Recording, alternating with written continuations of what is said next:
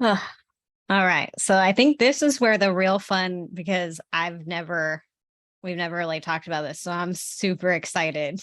Again, because I just had the realization earlier that I was like, man, I've never seen you as a beginner, which is funny because a lot of our interactions were you starting things. And now that I'm trying to start things, I see how like it is trying to be like, someone, will you try this and give me feedback? Like how important that is. Yeah. So after I I was in Hawaii for just under a year and then I moved back. I had these grand plans. They did not go how I wanted. I met my now fiance and then a year after that, or about 2 years after, in 2017, we had our first son. And at this point, you had just had your second child, I believe. Yeah. Yep. So I had my second child right at the end of 2016. Yeah. So was following your journey pretty closely. You had like right off the bat had food Food sensitivities with issues. him. Yeah. So I think actually when you moved to Hawaii, if that was in the summer of 2013, that was literally when I just found out that my first child had food sensitivities.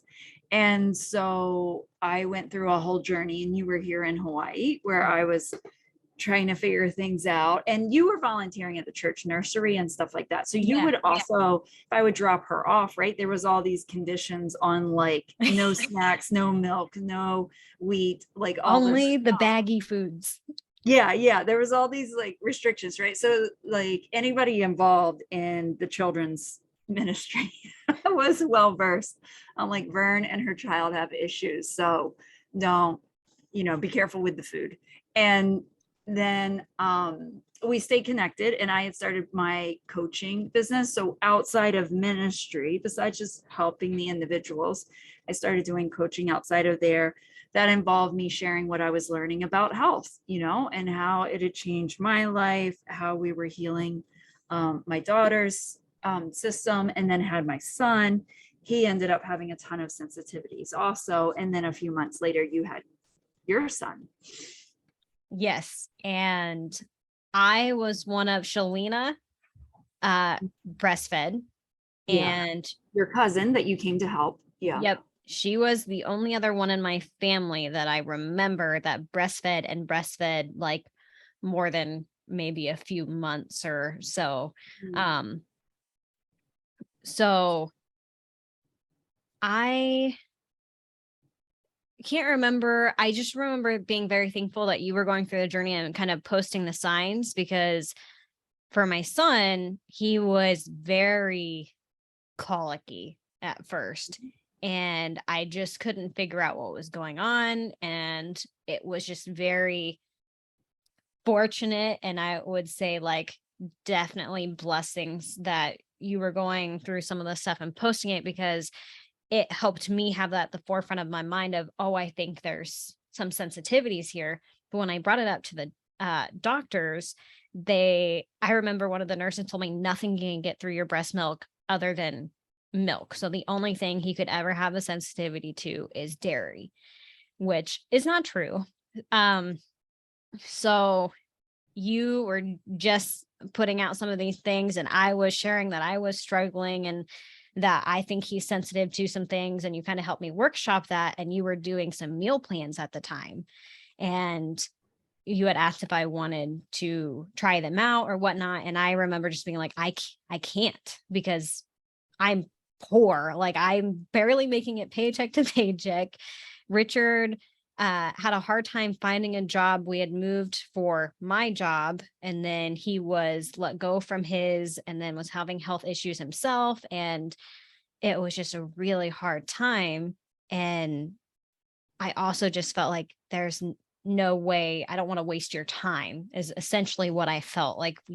I was going to waste your time. I wasn't one of the people that you should be helping. So then when you offered for me to do stuff like the beta testing for some of the things and give you feedback, I was just like, I don't know. Like, I don't know if I can. I think from my memory, like it took more push from you, or like I had to see it as I was doing you a favor to be able to do it. Mm. Yeah, that's funny. Things were really hard with my son because he was basically allergic to hundreds of foods, right? So I was on a super restrictive diet and I did not expect that. I thought he was going to be an easier baby. And I had actually planned out. Do you remember when I was going in to give birth for him? I actually had like a water challenge running. And Yeah. so I had set up all my emails and things like that. So people were doing it. And then at the end of it, like right after birth, I was going to launch this all these different like delicious meal plans, of all this like variety of food. And so within those days, I realized my son is like allergic to everything. And I was like, I cannot. And so like I wanted it to work, but it was like, I can't eat anything that I had spent all this time preparing to launch.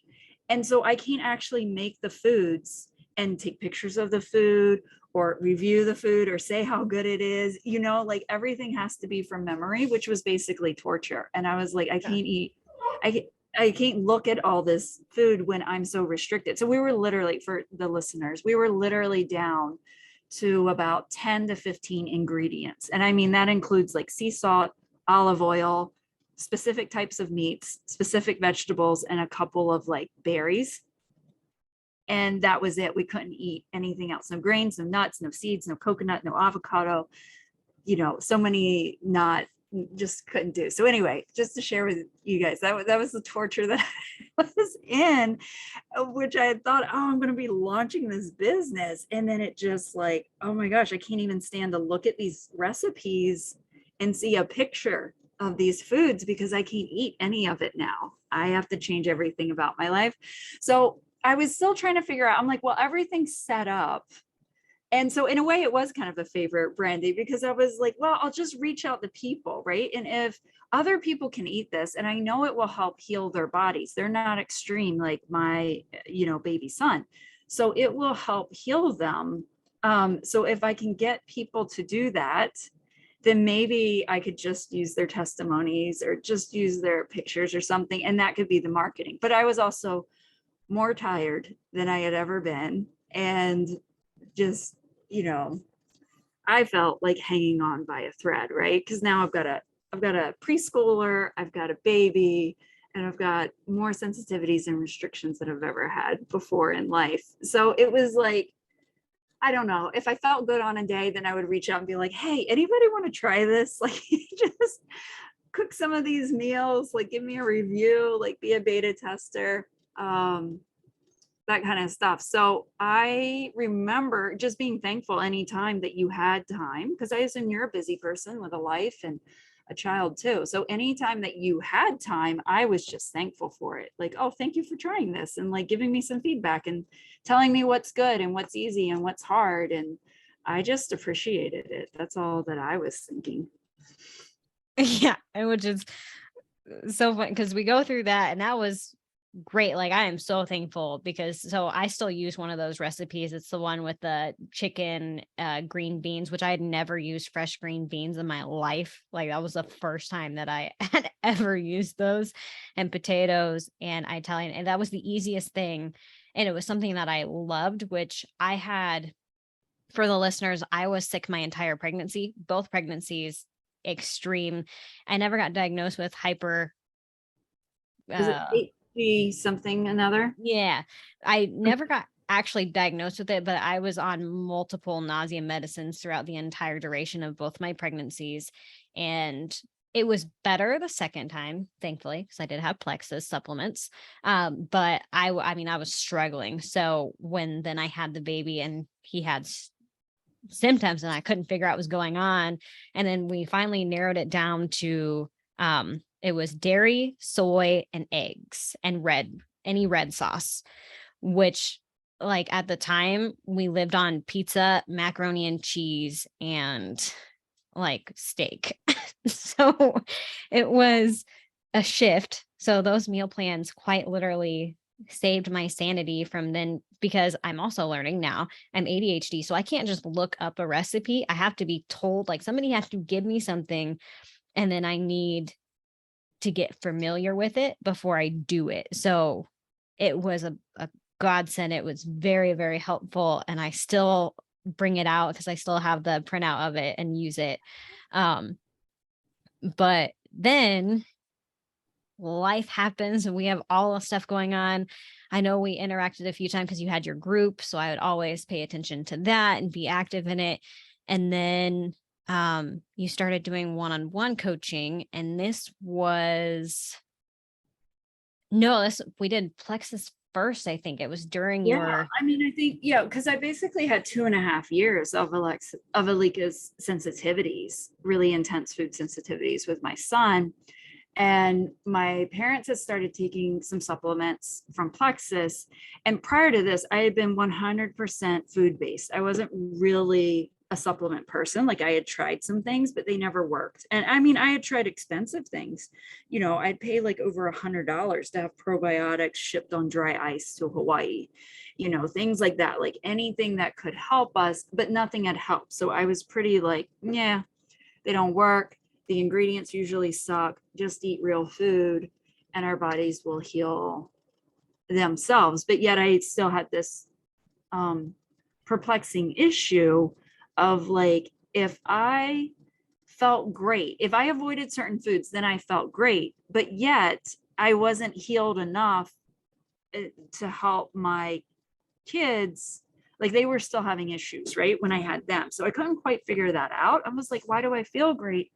But yet there's obvious signs here that it's not all great. So anyway, my parents had started supplements. I started researching the supplements and the ingredients to prove to them that they were wasting their money.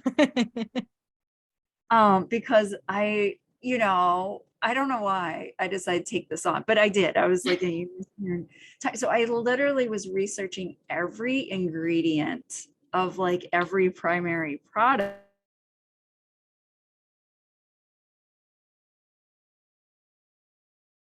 oh, it cut out. Hold on.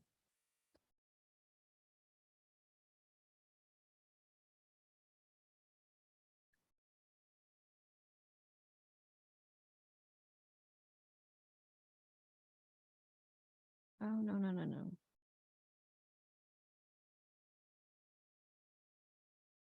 Are you still there?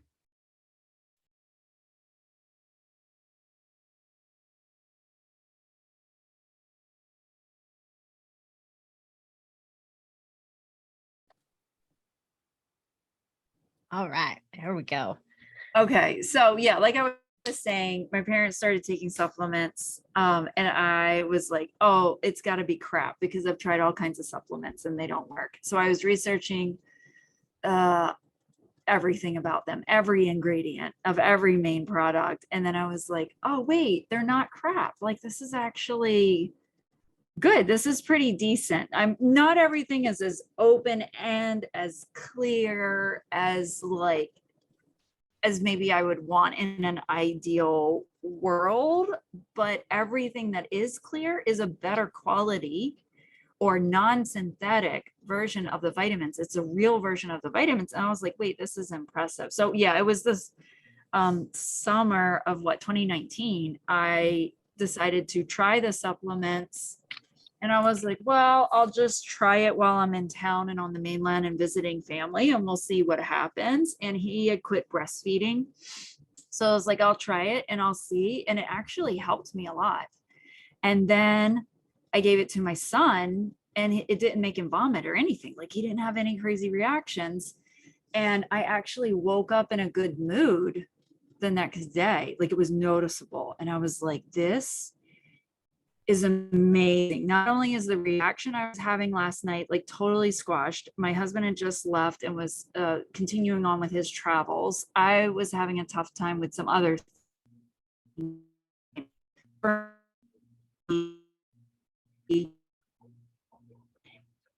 fatigue in my Oh, hold on, it's cutting out. day before, and instead that? Oh no.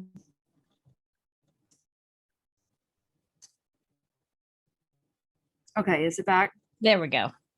Okay, so anyway, basically, I had all the reasons in the world to be depressed and moody and frustrated and hopeless and fatigued because I had just had a reaction, terrible reaction the night before to my own food sensitivities issues. And instead, I wake up and it's like sunlight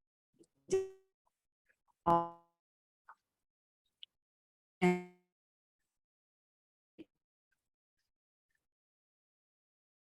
again. And I might have just frozen again. Yep. Okay, yeah. There we go. You're back. Okay, I'm back. All right. So anyway, I just wake up with suddenly feeling great and all the sunshine and daisies and possibilities in the world. And I think you were one of the first people that I thought of. It was just like a holy shit moment of like, oh my gosh, this made a difference. And I think it was that day or the next day, like I wrote you and I was like, hey, Brandy, like one, I think I found something that actually works and is helpful. And like two, I think you could make money off of this. I think I can make money off of it. And I think you could too. And we should do this. Yeah. So now it's so funny because you said that and it triggered like me thinking about, I was like, oh, now I have to go back and look at what you said, but I don't know if I'll be able to find it. Here it is. Okay. So, um,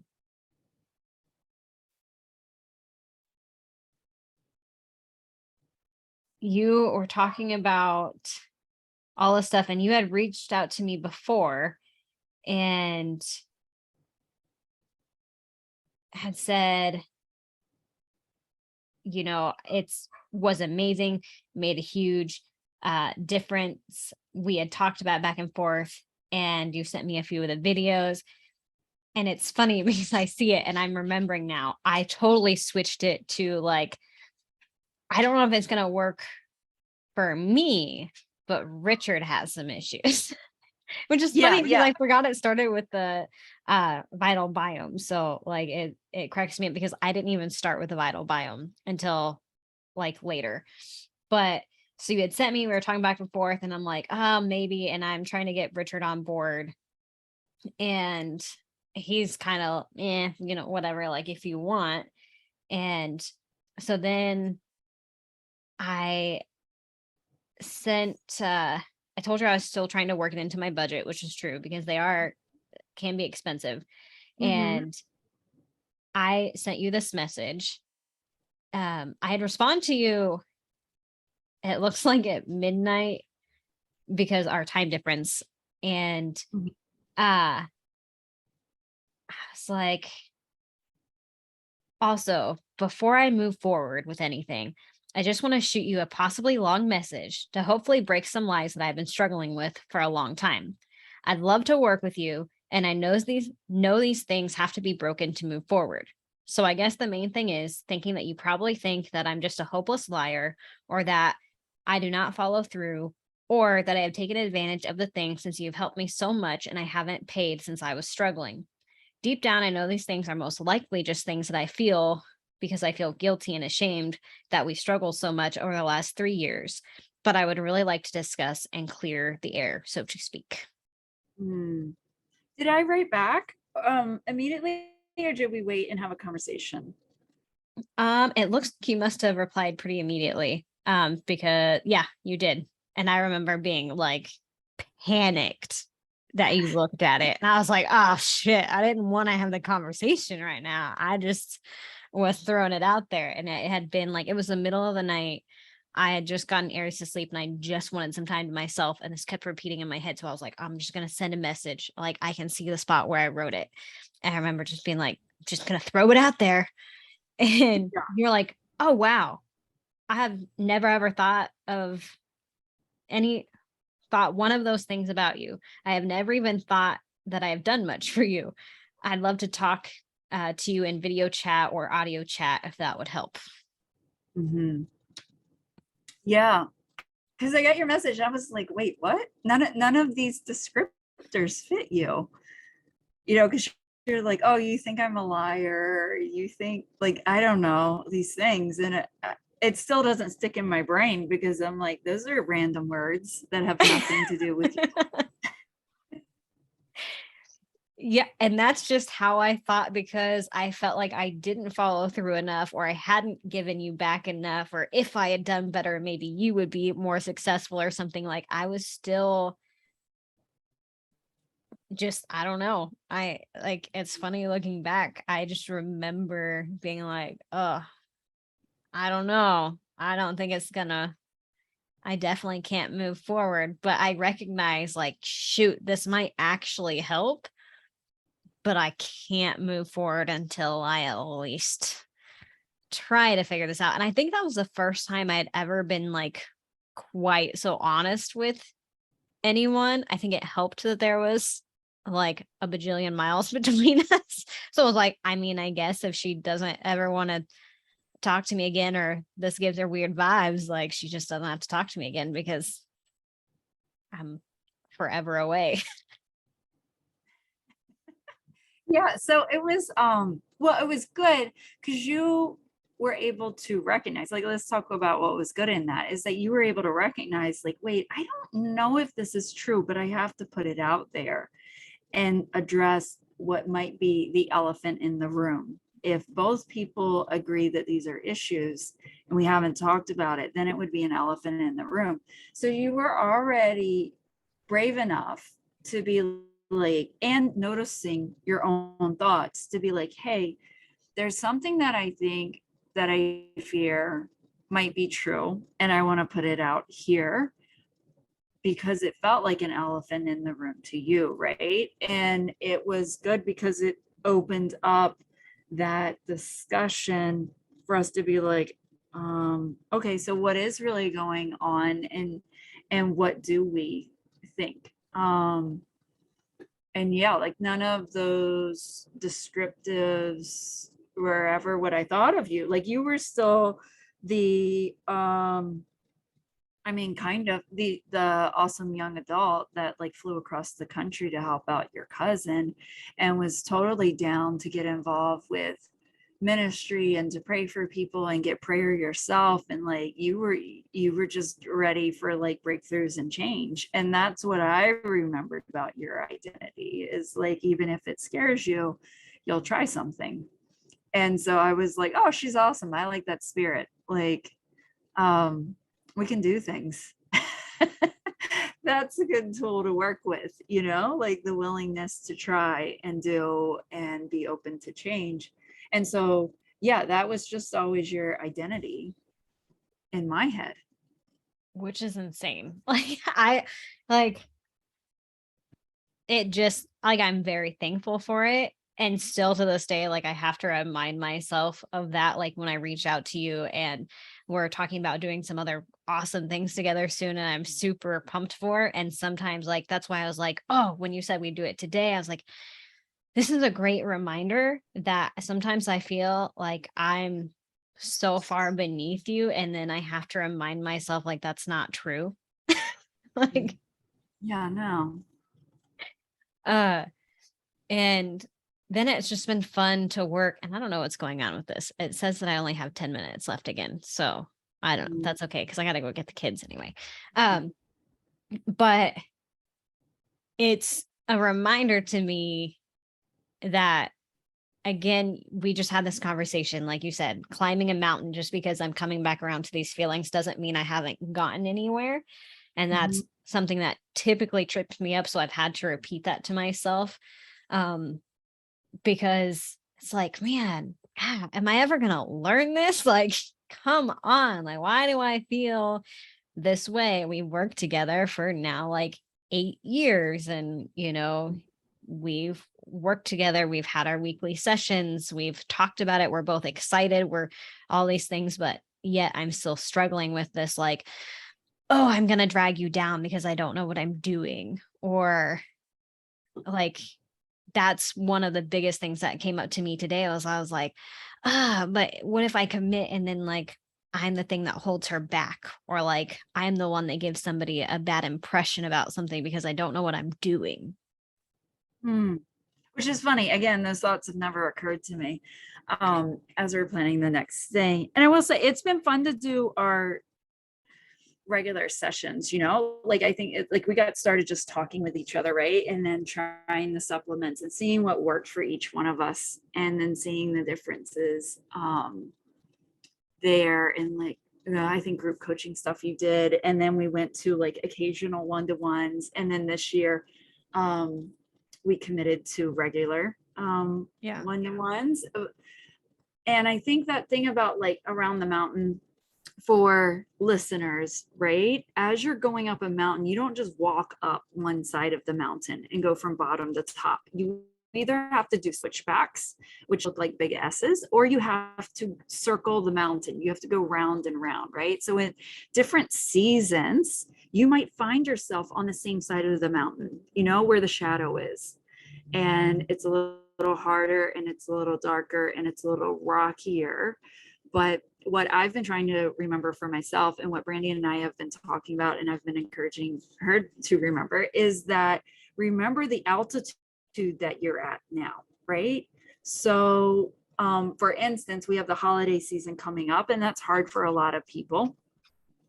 And just because the holiday season is coming up and it doesn't feel completely light and airy this year, just because there's still some hardness in it, doesn't mean that anything has gone wrong or that you've fallen down or anything. Like, you're just continuing to make your journey. And that journey covers all the sides of the mountain. But you're at a different altitude, you're at a different place, and you have a different perspective on what's going on in your life, and what you can handle, and what boundaries you can create, and like all that kind of stuff. You know what I mean? So I think when it comes to, say, self-doubts, when we're going to do something new, so that was the example of the holidays, right? But if we're talking about like self-doubts and doing something new, all of us that care about results and have a decent amount of humility wonder, like, oh, am I going to be able to authentically pull this off? Am I going to be able to follow through? A lot of that is a lot of, just we're responsible people, and we want to be true to our word. We want to be people of integrity, right? So having those thoughts is normal. What we want to do is do the work, like pull our thoughts out and examine them and put them on trial and see, like, okay, have I made a reasonable effort to make sure that given normal circumstances, I can probably show up and fulfill this, and I can work to learn whatever I need if there's something extra that I need to do.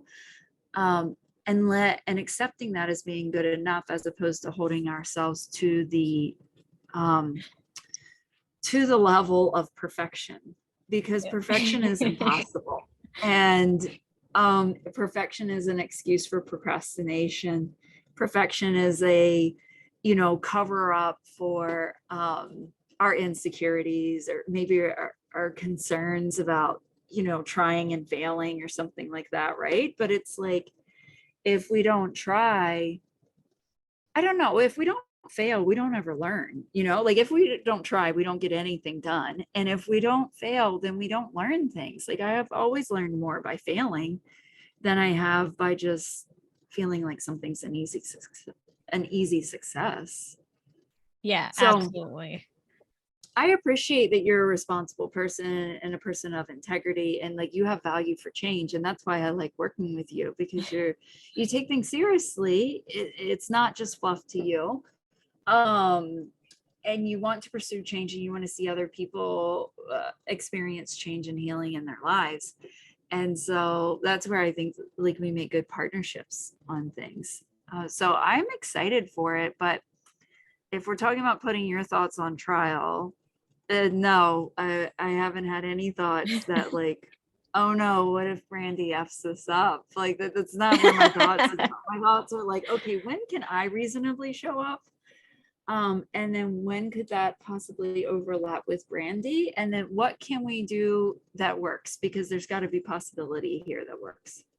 Yeah. And I think God has shown his hand in it like throughout the years, and then talking about it, and then me getting skills and working together to get skills. Like I'm finally coming to like, okay, no, this feels right. Like he's going to do something. And if it's not great the first time or successful or whatever, like that's okay, which is scary. And it's funny because if you talk to Richard or like any of my family members, I'm not someone who plans. But I've come to find out that, again, like you said, it's an excuse for procrastination and like all these other things. So, because it means so much to me, and I feel like there's a lot at stake for other people, like if I feel like anybody's depending on me, that's when it comes in like full stop. I'm like, somebody depends on me, like, it's gotta, nope, hold on. But if it's just something like I'm doing that I don't feel is gonna make a huge impact, like I'm okay to fail. But if I feel like I might cause somebody else to fail or trip them up, it will stop me in my tracks every time, Mm. which I know that I can't give everyone a good experience. My brain does not always accept that. It's like, no, if someone can twist this in a bad thing and it can make someone feel some type of way, then you can't do it. Mm.